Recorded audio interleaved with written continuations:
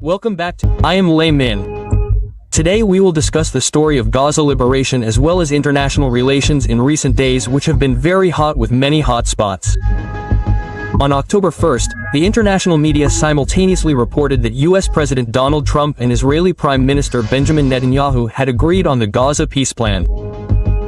This was an unexpected event that made the whole world temporarily breathe a sigh of relief, with the hope that this agreement could end the suffering that has lasted for many years in this tragic land. World leaders also quickly welcomed and expressed their support. And what made this plan quickly approved was Mr. Trump's different approach. Instead of starting with complicated issues such as borders, the status of Jerusalem, or the two-state model, he chose to start with simple steps that could be implemented immediately. First of all, a ceasefire, releasing hostages and allowing aid to enter. Next is to establish a clear security fence to end the indiscriminate rocket fire. Next is to consider the separation of the interim government in Gaza from the armed groups. As for the long-term political issues, they will be left for the next phase according to a specific roadmap. It must be said that this is a very pragmatic and wise approach that bears the mark of businessman Donald Trump. Ladies and gentlemen, because this strategy helps all sides feel that no one has to give up from the beginning, and at the same time see the practical benefits if they agree and the great risks if they refuse. For Israel, it is the return of hostages, ensuring security and having a clear verification mechanism.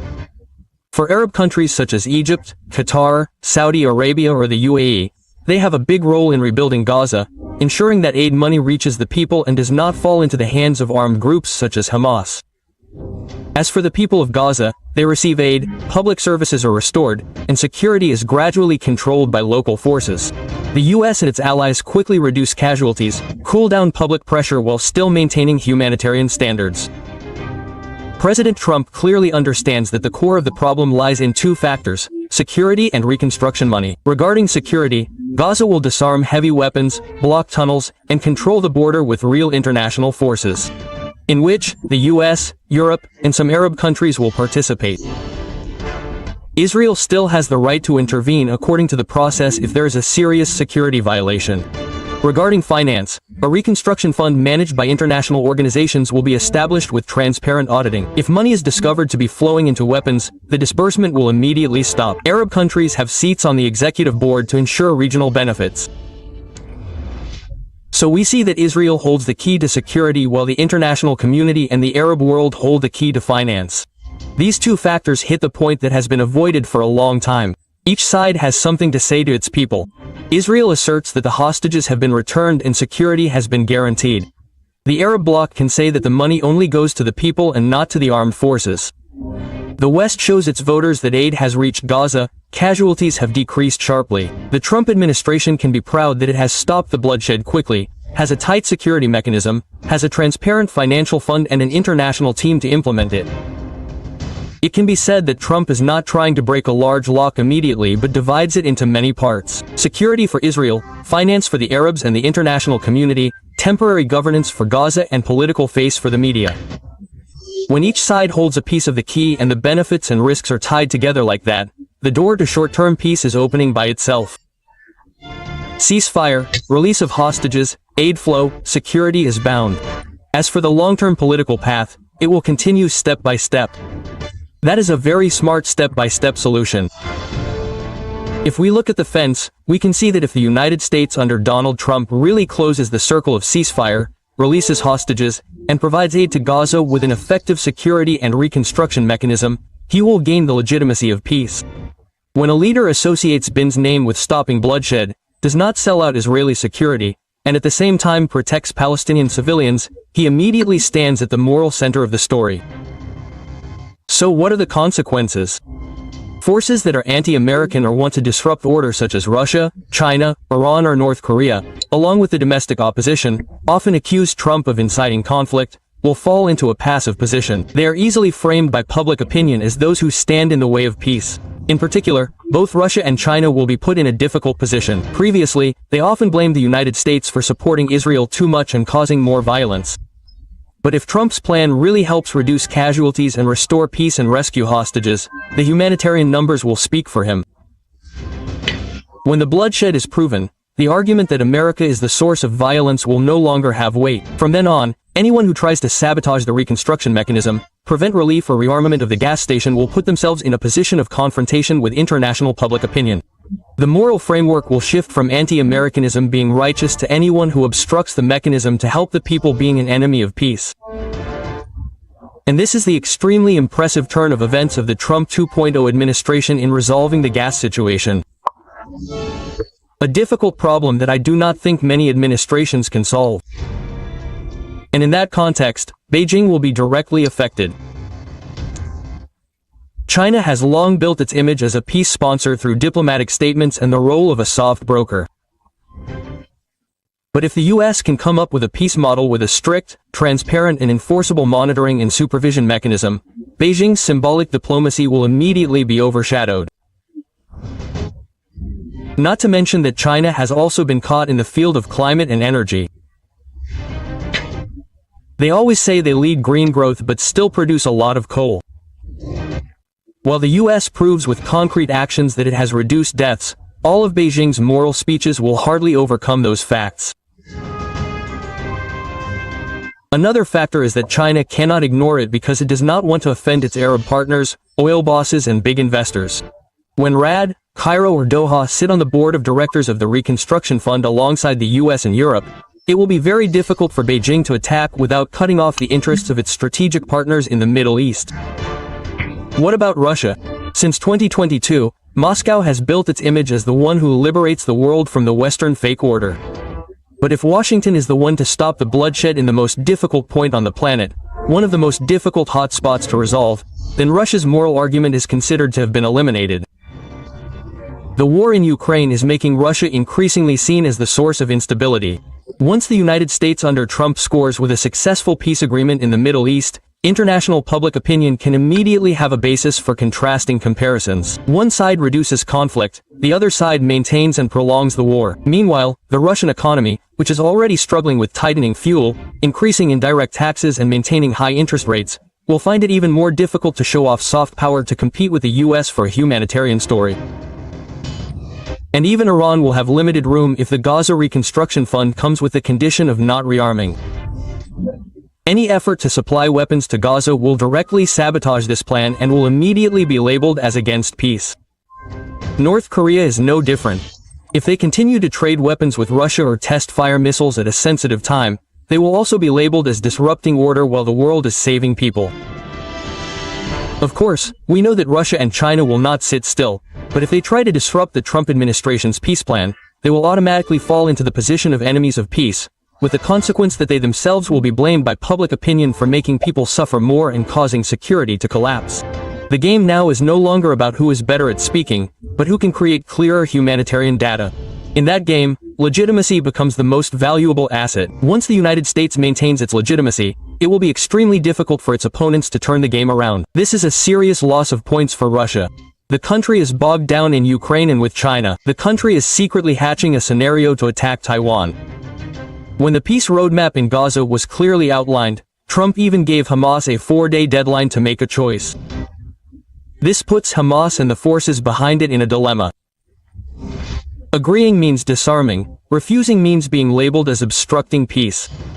Many strategic observers have pointed out that while the Gaza issue shows signs of suspension, the Trump administration has immediately shifted its focus to Russia. And this is not a coincidence. Immediately after scoring diplomatic points by having Israel accept the Gaza peace plan and being welcomed by a series of major countries, Mr. Trump quickly upgraded his military and diplomatic deterrence.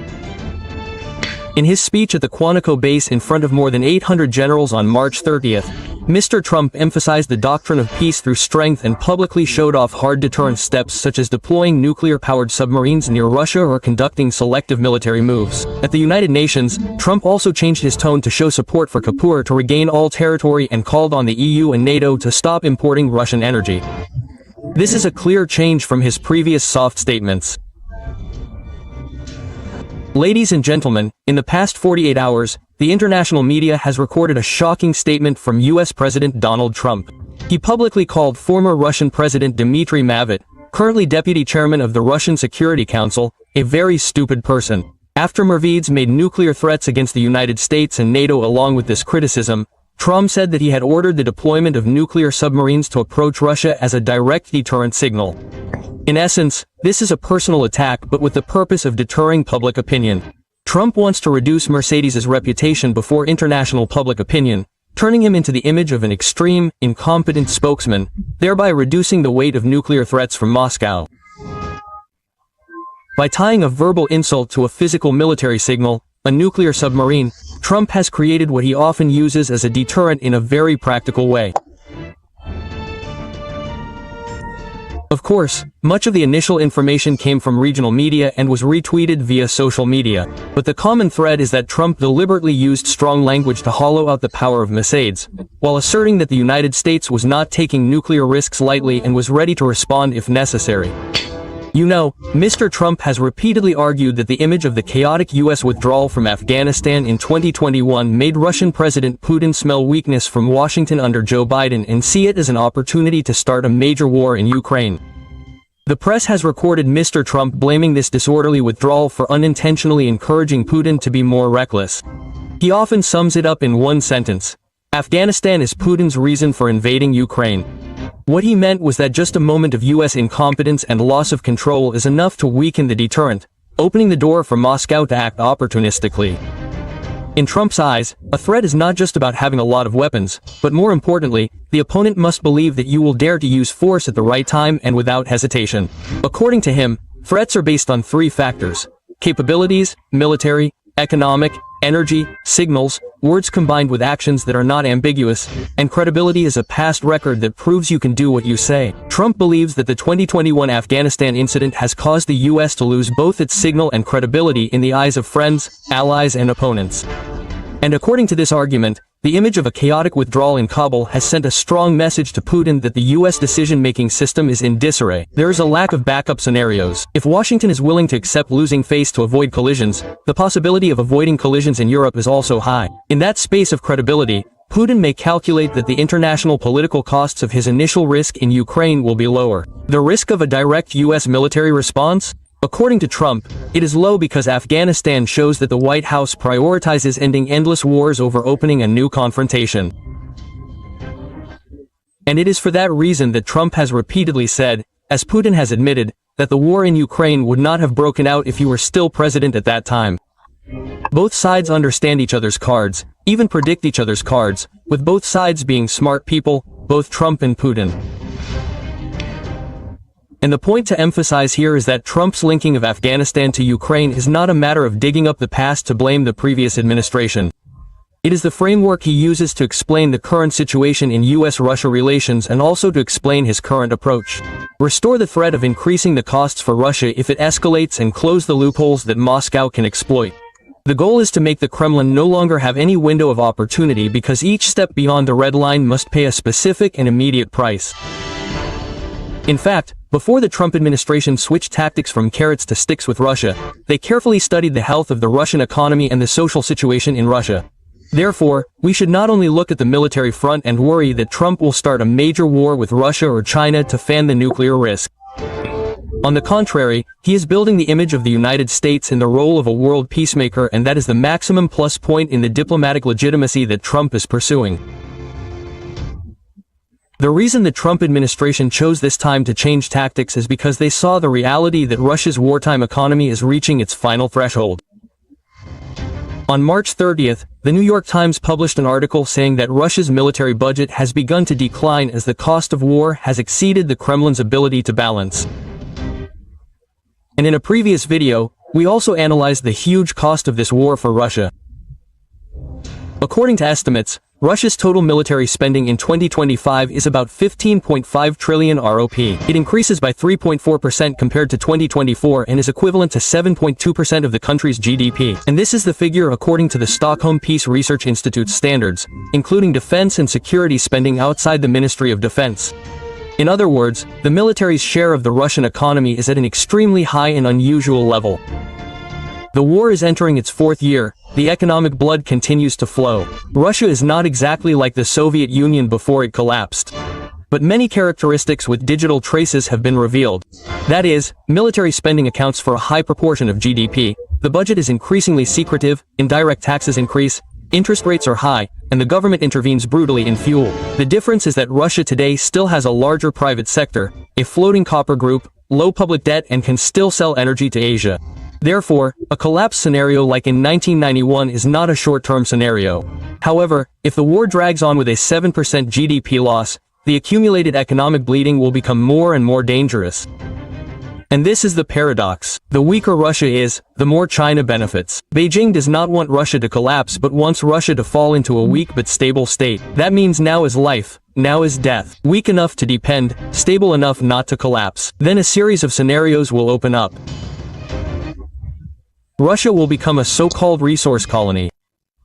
China will be the buyer of last resort, and Beijing will use long-term contracts from 10 to 20 years to anchor the price of oil, gas, coal, and metals at a cheap level. The more difficult Russia is, the more concessions it has to make on price, transportation, insurance, and volume. China has more leverage in the Power of Cyber 2 project, from the volume of sales price to EPC financing. Especially when the civil energy trade shifts to payment in yuan, Beijing will both reduce the risk of the US dollar and create a yuan circulation in the region. The infrastructure rescue package will also be in exchange for influence. China pours capital into infrastructure projects but with unfavorable conditions for Russia. In return, Moscow must give way so that Beijing can get in the way of controlling the Arctic route, which is Russia's long-term strategic card. In terms of geo-economic bargaining, it will make Beijing expand its influence in Central Asia, the Russian Far East, and the influence buffer zones, gradually taking advantage of Russia's dependence to consolidate its position. The result is an increasingly obvious asymmetric relationship. Russia has to sell resources cheaply in yuan in long-term contracts. It is considered a substandard credit infrastructure set by China. Beijing, on the other hand, can bargain for each step of expanding its influence in Central Asia, the Far East, and the Arctic, all without firing a shot. It is true that in the current situation, the United States is at a disadvantage in the face of increasingly close ties between Russia and China. But this situation is not without a way to break. And if we look at the overall international picture, we will clearly see what the Trump administration is doing. The first move is to hit China's gas tank, that is, energy. The goal is to prevent Beijing from freely buying cheap long-term oil and gas from Russia. Trump has increased sanctions on the shadow fleet of Russian oil tankers, tightening insurance, port inspections, of which the key is insurance. Without insurance, ships will have difficulty entering major ports. The US and Europe have also raised price ceiling mechanisms along with strict control of freight invoices and automatic penalties for intermediaries. At the same time, Washington pumps alternative sources, increases liquefied natural gas from the US, supports receiving infrastructure, and signs long-term contracts with floor prices for key partners. When Western energy needs are met, Russia's price leverage with China weakens. Chinese industry loses the advantage of cheap Russian oil. Beijing's position as a powerful buyer also decreases in value. The second move is to lock the technology back door.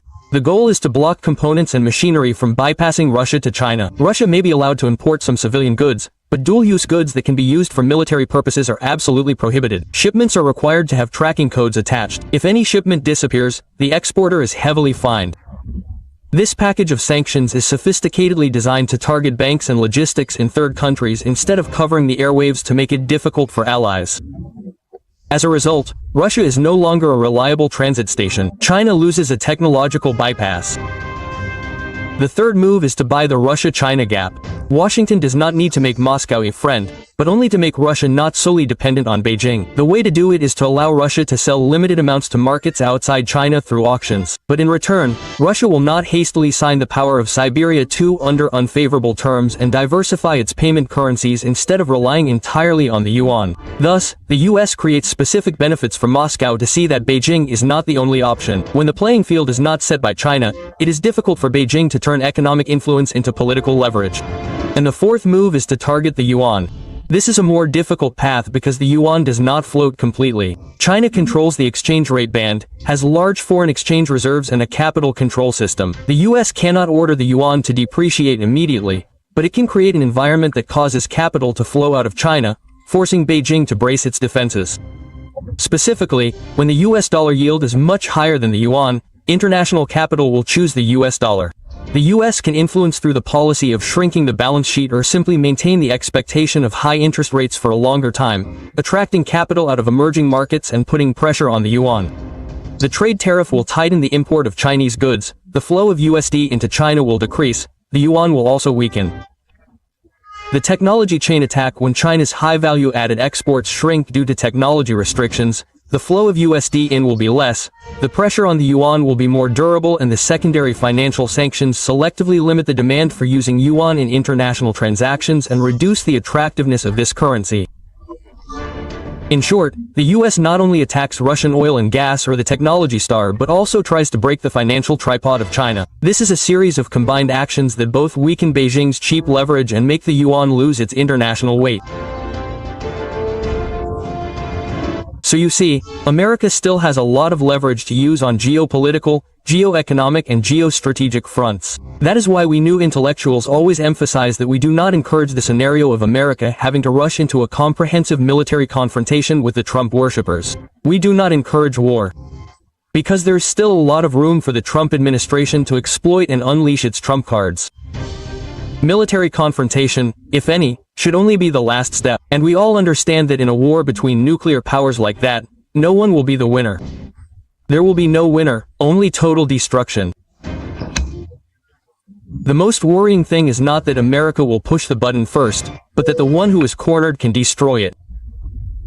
That is why the Trump administration's strategy at this time is to threaten, but with the condition of always opening a way out, both firm and leaving the door open for negotiations and avoiding miscalculations. And the real strength does not lie in striking first but in making the opponent not dare and not need to fight. That is the wise security not only for the Americans but also for the world. The same goes for the Russian or Chinese people. Patriotism does not mean agreeing with every decision of the authorities. Patriotism is wishing for the people to live in respect and prosperity, not pushing the country into a state of long-term dependence. An economy that relies almost entirely on a single partner, whether it is China or anyone else, will lose bargaining power. In economics, if only one buyer has a near monopoly, the selling price will be lower. That is a rule. Anyone who studies economics understands that. Contractual conditions will be tightened and sovereignty will be limited. If capital, technology, payment and market all flow in a single stream, then production will be confined to the role of selling resources cheaply and buying technology expensively. Today it can hold on, but tomorrow productivity, creativity and living standards will not be able to break through. The people of Russia and China deserve more than such a model of selling cheaply and buying with constraints. Of course, we still have the right to doubt the United States. That is a natural right. But opposing the United States does not mean giving all the keys to the future of our country to another superpower. The real benefit lies in diversifying partners, maintaining technological and financial autonomy and ensuring all agreements serve the lives of the people, not in the political ambitions of anyone. A strong country, a great power is a country with many choices, many markets to sell, many sources to buy, many monetary channels for payment, many directions of scientific cooperation. That is diversification. And when there is only one way left, bargaining is inevitable.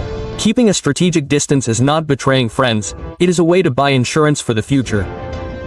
Of course, having said that, we still respect the Russian and Chinese people. People who only want to have stable jobs, a living wage, their children to be educated, have a place to treat their illnesses and not be traded on the geopolitical chessboard. Prosperity and human dignity must be higher than any slogan. And that is also the reason why we should support any path that opens up more opportunities and choices for the people, as long as the cooperation is equal, transparent and truly beneficial to life. That is true patriotism and that is the path so that no one can turn us into chess pieces, right?